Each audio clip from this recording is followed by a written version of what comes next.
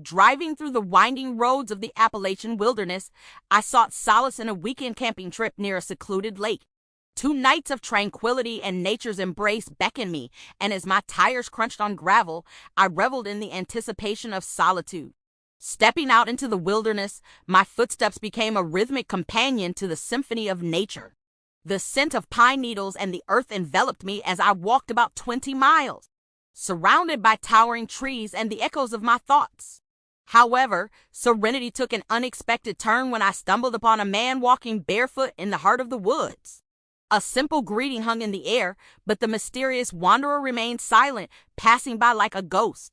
Undeterred, I continued, dismissing the encounter as an isolated oddity. Setting up camp by the tranquil lake, I kindled a campfire, the flickering flames dancing beneath the expansive night sky. Shadows wove tales in the darkness as I savored a meal, the symphony of nature my only companion. Fatigue eventually led me to my tent, nestled in the quietude of the wilderness.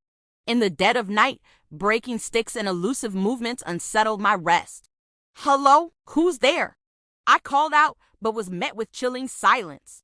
The footsteps stopped. I repeated my question and then heard the footsteps running away, prompting me to venture outside with a flashlight.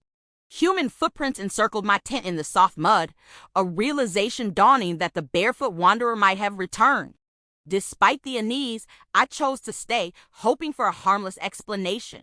The following night proved me wrong. Restless in my tent, the footsteps returned. I stayed silent as they walked closer.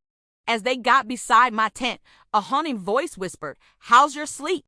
Panic surged as I screamed, "Who's there?" In an instant, the intruder leaped onto my tent, the weight pressing down. Instinctively, I brandished my knife, an act of self-defense that yielded a yelp of pain. The assailant fled into the woods, leaving a bloody path. Shaken, I abandoned my campsite at sunrise, forsaking my tent and fishing rod, sprinting back to my car with dread lingering in the crisp morning air.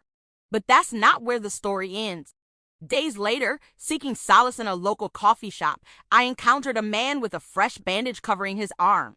Recognition sparked in our eyes, an unspoken acknowledgement of the recent encounter. The man hastily left, leaving behind his untouched coffee. As I watched him go, a chill ran down my spine. The encounter left me wondering, was that the man who tried to attack me? Or was there something even more sinister lurking in those woods?